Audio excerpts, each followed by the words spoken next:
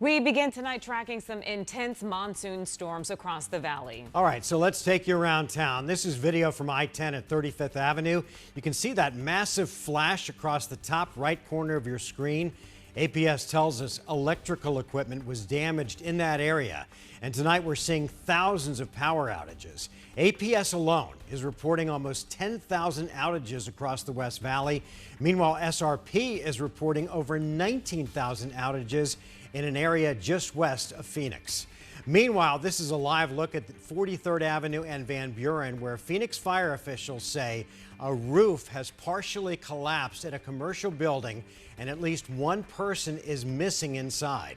12 News journalist Chase Golightly will join us for a live update on that situation in just a few minutes. Meanwhile, take a look at this video from nearby. This is on 43rd Avenue. You can see lots of damage there in the area, trees down and cars having to navigate those messy roads. Good evening and thanks so much for joining us for 12 News at 10. I'm Kariba Devine. And I'm Mark Curtis. Let's get right to your latest forecast to see where this storm activity is at right now.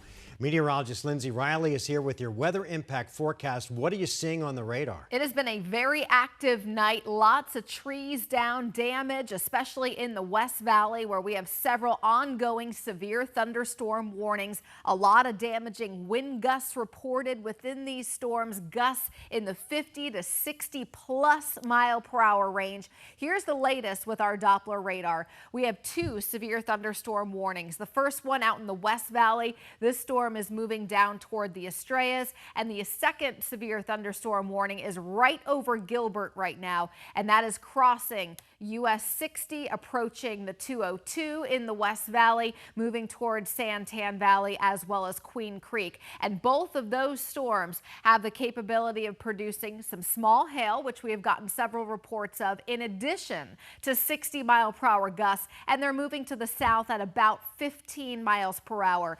Elsewhere in the valley, the storms are falling below severe limits, just some light to moderate rain in downtown. We have a heavier burst of rain now approaching the I-10 in Avondale, also out toward the White Tank Mountains. We're seeing some strong cells, but here's that one severe thunderstorm warning. This goes until 10:30. Again, the storm's moving south at about 15, about to cross the Estrellas, seeing light rain out toward Ahwatukee right now, and then the second severe thunderstorm now out toward the East Valley over Gilbert, moving toward Queen Creek. So by about 10:30 or so, this storm will be over Queen Creek with gusts upwards of 60 miles per hour. Again, downtown Phoenix seeing some light rain, I-17 light to moderate rain. That's not severe. Only two severe storms are in the orange boxes that you saw. Further to the south, not nearly as active. In fact, what we're seeing in the valley right now is the most active weather across the entire state. We do fall below severe limits down across Pinal County and up further to the north, Prescott, just seeing some light showers at this point. We do have an ongoing blowing dust advisory for about one more hour for much of Pinal County. We did have a second dust storm warning during the 9 o'clock hour, mainly along I-8. So in terms of the hour by hour forecast, we can expect some showers and storms on radar till about 1 to 2 a.m. After 1 and 2 a.m., things are going to begin to dry out in the valley, and we will wake up to a dry start. But looking ahead to Thursday and Friday, we will have additional storm chances, and I'll have more on that coming up in my full forecast. Kariba. All right, Lindsay, thanks for that. Right now, our crews in the field are tracking severe storm damage, especially in the West Valley. Take a look at this scene. This is near 43rd Avenue in Van Buren, where fire crews are on the scene of a partial roof collapse. Firefighters tell us that a building has been nearly torn apart by a storm there. Look at all of that. Let's get straight out to 12 News journalist Chase Golightly. And Chase, you have learned that one person is missing after all of this. That's right. We were actually speaking with employees as they were being evacuated from the building. I did speak with one of them who said there's a missing co-worker that's still inside this building right behind me. As we zoom in, you can just see some firefighters standing by, excuse me. You can see all the debris on the ground here. But I want to point out the reason why we're so far away from the scene is fire officials told us the roof collapsed. The backside of the building also collapsed. And so we have to move through because it's possible that this entire building can go down. So, of course, we are evacuating the area. We're trying to be safe. But because of that possibility, firefighters aren't allowed to go in to the building right now because of the possibility of this entire building going down. But standing by with me right now is Captain Todd Keller with the Phoenix Fire Department to just give us some information. And Captain Keller, like we were saying, with this building possibly going down, what can firefighters do knowing that there's a possibility that someone's still inside? Absolutely. That's our first concern. Our first concern is the safety of our firefighters. We do know that someone is inside, so we are going to take our time. Like you said you did see a dog go inside, so that's our urban search and rescue. That's Moxie.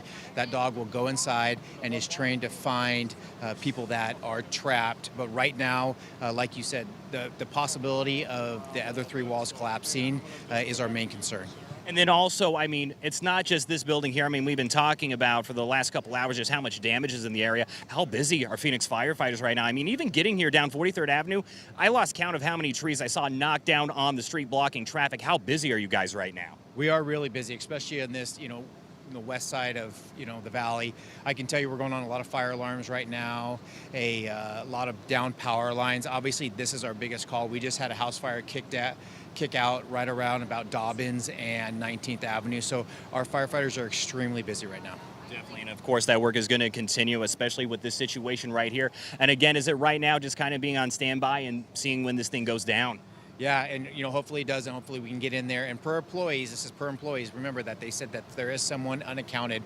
So we do have, like I said, our urban search and rescue team here. We're getting our drone up to get an aerial view, and we're going to do our best to get inside. Captain Keller, thank you so much for your time here today during the situation. A very active scene here in the area. And again, what we were told is the roof collapsed, the backside of the building collapsed. So that means that everything is potentially going to collapse here. So firefighters are just being extremely careful. We are seeing some of them get a little bit close, but not too close because of that possibility. Of course, we'll stay out here and try to find out the latest on that one person, that one worker that is still unaccounted for. But right now, we'll go ahead and send it back to you guys in the studio as we continue to investigate this situation. Yeah, Chase, obviously time of the essence right there in this very dangerous situation. Of course, meteorologist Lindsay Riley is keeping a close eye on the radar and all of the warnings associated with it for the valley. We'll have her coming up in just a few minutes.